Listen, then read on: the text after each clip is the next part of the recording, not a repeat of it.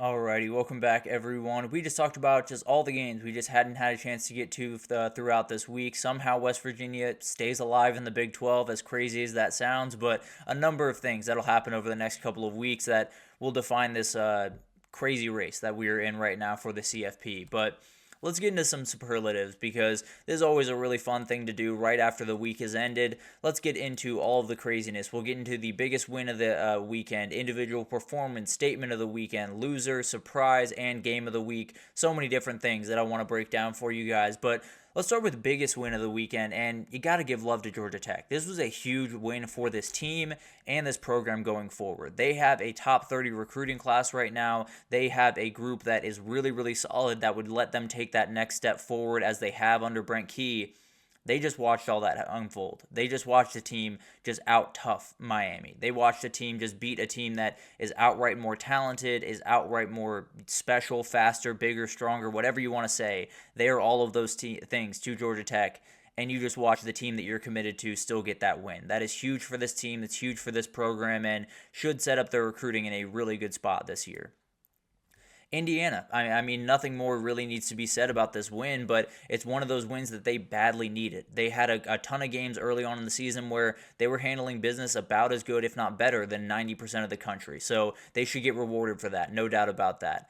This was the game where I think everyone was looking at just a little bit worried. And it's not that Michigan, I think anyone thought was a better team than Indiana, but the physicality, the energy, and really just the Michigan of it all could play into this one. But they were able to get it done. Now they move forward to the huge one in a couple of weeks, but that could have very well just stamped their ticket to the CFP. We'll find out in the rankings tonight where exactly they sit, but definitely going to be interesting to watch the rest of the way.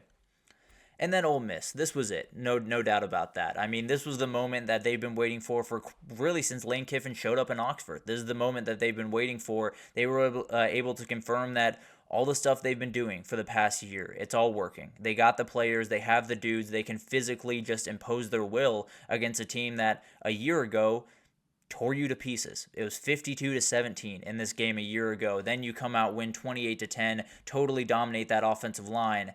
That's absolutely satisfying, and it's got to feel really good for Lane Kiffin and this Ole Miss team, and they move forward as one of the teams to kind of beat in that conference as they move into possibly a CFP berth. But let's get into individual performance of the weekend. We got to start with Quinn Ewers. It was really remarkable to watch what this kid could do this past weekend, and it looks like he is fully healthy, and that's a scary thought for a lot of teams out there. But 19 for 27, 333, 5 touchdowns was really remarkable. And it's a great sign for Texas fans because that passing the ball downfield, that pushing the ball 15, 20 yards downfield had been missing.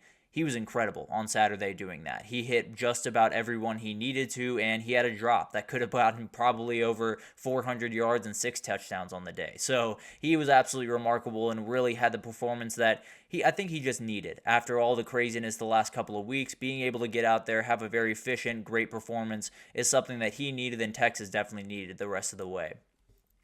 And then we got to talk about this kid. 155 snaps. 155 snaps. I don't understand it. Every time that we see a new number from this kid, every time that we see that number tick up just a little bit more, it gets a little bit more crazy to me. And sometimes I've become numb to it. I see 132 and I'm like, yeah, he does 132 all the time. 155 snaps? How is that physically possible? And just for fun, he had 99 receiving yards and a touchdown. And he was plenty good on defense because no one was throwing anywhere near him. They were terrified to throw it in his direction. So the dude is remarkable. I still think it's right with him and Ashton Genty for that Heisman, and I know I'm getting some pushback there, but I remain firm that those are the two best players in the country right now. But man, it's really hard to deny this kid right about now. But Jalen Milroe is the winner to me. It was a remarkable performance on the biggest stage of the weekend. 12 for 18, 109 yards passing, but 12 carries, 185 yards, and 4 scores on the ground.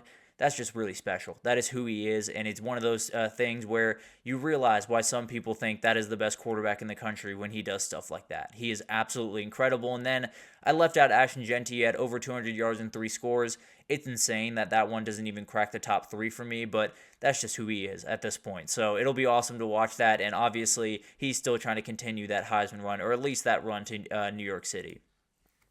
Then we got to get to statement of the weekend. I'll stay with Alabama football. That was Bama football. We talked about it a little bit earlier in the show, but that was confirmation that getting Kalen DeBoer, that getting all of these guys in there, that having a lot of the turnover that you've had, and even going through some of the struggles you did early on in the season was all worth it. You have the momentum, you have the formula, you have what you need going forward the rest of the season. Obviously, it is a very, very tough thing to execute week over week. When you have your quarterback running the ball as your biggest threat, that can be an issue, no doubt about that. But at least you know that now. At least you can move forward with that formula, and then you just got to hope that the chips fall the right way. It's going to be really awesome to watch this team, and if this is the Alabama team you get the rest of the way, then they very well could win a national title. Then you got BYU. This was a huge win. And like Indiana, it was a battle to a degree that they hadn't seen really since Oklahoma State when they had to come back and win that game as well. But they're all but in the Big 12 title because of that game. This is one of those games where they very badly needed it, and now you can lose one of the next two and still be right in that thing. So I wouldn't be too worried if I was a BYU fan right now, but definitely some things you're going to have to worry about in the Big 12 title. I think you're there. I'm not going to, I'm trying not to put the cart before the horse, but as of right now, I feel pretty confident saying BYU is in the Big 12 championship. And then Colorado could be joining them there. This is a huge win for this program. I said it going into this game. It was the biggest game in Deion's career at Colorado. No doubt about that. It was a game where they could have confirmed themselves as the one of the top teams in the Big 12, put themselves in a great position to possibly make the championship, possibly make the playoff.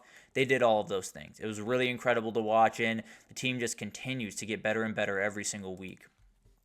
Then we'll go to the other side, the loser of the week. Georgia's got to be on here. This one was a little bit different than usual games that Georgia loses, because when you look back at some other games that Georgia has lost, there hasn't been a lot of them, but when you do look back at those games, it usually takes a remarkable offense. It usually takes a couple of really explosive plays from Jamison Williams and from Bryce Young and from a couple other people, from Ryan Williams, a lot of people to make those really, really special plays on the outside that just get those couple of big plays that you need to beat Georgia. That was not the case on Saturday. They just got beat. They got beat up front. They got beat physically, and it was not something that, frankly, I had seen since the very first year of Kirby Smart. It was very, very interesting to watch, and definitely a huge win for Ole Miss, but a huge loss for Georgia. And then their friends over there in Florida definitely had a very tough week, no doubt about that. They're in a position now where the next couple of months, they're just going to be biting their nails and hoping that everything works out. I think that's probably the best way forward. Now, if you were able to beat LSU this upcoming weekend, get to a bowl game, everything would feel a little bit better, no doubt about that, but you're in a precarious position. I'll just leave it at that for the time being, and it'll be interesting to watch how the rest of this unfolds, but I can't imagine any Florida fan will feel safe until they start playing football next season, and then a whole new type of anxiety washes over you. But finally, LSU. LSU is in a really, really bad spot. If they won this weekend, their path to the SEC playoff was as clear as really anyone in the conference. Their path to the CFP was very, very clear as well. Now they're in a really weird spot. Now they essentially just have to win out, have to get a couple of things to break their way, have to get to Atlanta, and have to win that game if they want to be in the playoff at this point. So a really tough one, and now you got a lot of fans looking around wondering if Brian Kelly's the guy. So a lot of things going on in Baton Rouge. I think it's going to be a lot better in 2025, I'll be totally honest, but as of right now, this one just hurts. No two ways about that. Then the surprise of the week, the Georgia Tech D-line dominance was pretty remarkable. And it's not that Miami is the best run blocking team in the country, and to be fair, in the pass blocking, I think they were fine. There were a lot of coverage sacks and things of that nature, but at the end of the day, you are bigger than these guys. You are stronger than these guys. You are more athletic than these guys. You are longer than these. You should have every ability to push these guys around. That is what you should be able to do to a team like Georgia Tech, to a team like Duke, to a team like Cal. You should just be able to impose your will, and for whatever reason, they just can't. They can pass block, no two ways about that. They are a very good offensive lineman pass blocking. For whatever reason, they can't impose their will, and if they could this weekend, they would be in a much better position going forward, but it's something they're going to have to deal with. If they can't run the ball consistently and it's just Cam Ward having to save you every single game, a team like SMU can get after you. So it's going to be really interesting to watch the rest of the way, but the way Georgia Tech's D-line played this game, I wasn't surprised that they were good. Was more surprised that Miami struggled the way that they did, because just physically, they shouldn't have the way that they did. The other thing is more undefeated teams not falling. I'll be totally honest. I was expecting a couple of these teams to go down, and obviously Indiana and BYU are the two main examples here. Indiana escaped just a little bit here.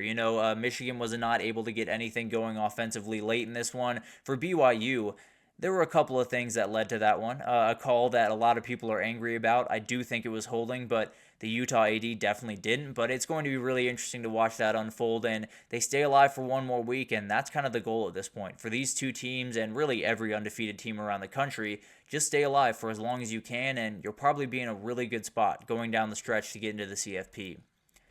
And then I wanted to shout out the Bama backend. This was a big surprise to me because when I looked at this game, just objectively, I was thinking very aggressive defense, likes to get after the quarterback, which means they like to play a lot of man coverage on the back end, like to make sure that they're, just locking up guys one-on-one. That's kind of Garrett Nussmeier's wheelhouse. If you're going to get after him, if you're going to give him one-on-one coverage, he's going to take it, and usually he's going to tear you apart. He had 2 picks, and it was under 6 yards on yards per attempt in this game. So it was not pretty in the LSU pass game, and it was a lot to do with this Alabama pass rush, but really impressive stuff from this back end. I still have some issues with them. I still have some worries with them as they go into the playoff and possibly into the SEC title against a team like Texas or against a team like Tennessee that they played a little bit ago. It'll be interesting to watch, but at the end of the day, a huge one for them this weekend, and definitely the confidence for that team is just skyrocketing right now. And then the game of the week. And frankly, it's going to be a lot of finishes of the week, not so much games of the week, because there weren't great games just across the board entirely through 4 quarters. But the finish of the Georgia Tech Miami game was really fun. And really kind of the entire game in this one was just weird and fun because you had weird quarterback dynamics with Georgia Tech. You had some big time plays to start and end this game. You had a crazy finish where it felt like Miami was going to make their way back into the game but couldn't quite get that magic this time. And then you had a field storming just for good measure. You had a lot of fun in this game, and it was one of those that whenever you get an upset, it's always really fun. That one felt a little bit more special because of the dynamics around Georgia Tech and Miami, because of the dynamics really just around that Georgia Tech program. Felt like that one was a little bit more special to that crowd than usual. But BYU Utah, again, another finish that was really, really fun. The game itself was a little bit monotonous at times, but at the end of the day, BYU being able to drive down, get a little bit of controversy involved in that, but be able to drive down, kick a game-winning field goal, awesome moment. In a rivalry game on the road, made for some great theatrics after the game, and it was a really, really fun game, and one of those where whenever you have the Holy War, you're really excited about it. This one definitely delivered in a big way. And then the finish in the Missouri-Oklahoma game just by itself. The last 4 minutes of that game forward were some of the craziest football that I've ever seen in my life. You had 4 touchdowns in the final 4 minutes, including 2 fumble returns, 4 touchdowns, and the last one that got Miami the win. It was absolutely insane. You had Theo Weiss running around the field talking a little bit of trash to his former team. It was all good energy. Absolutely loved it, and this is a rivalry game that we're getting back in the SEC, and it's getting off to a pretty good start, and I think it's going to be a really fun one to watch the rest of the way. But it was a crazy week, and I think a lot of people really showed out that individual performance was really hard to give out, frankly, because I think I could have gone with John Mateer, had a great game. Ashton Genty obviously had an awesome one. There are so many players around the country. That Jahad Campbell was incredible in that Alabama game, so a lot of people that definitely deserve some recognition there, but had to narrow it down to those 3 guys, so I ended up doing that. But let's take our last break here, and when we come back, we got to get in my top 15 for this upcoming week because a lot of movement. A couple of teams fell out of the top 10 after this past weekend. They fell quite a ways out of the top 10 after this past weekend, and a couple others that are just kind of lurking around in some interesting positions, to say the least. But I'll break it down right after this.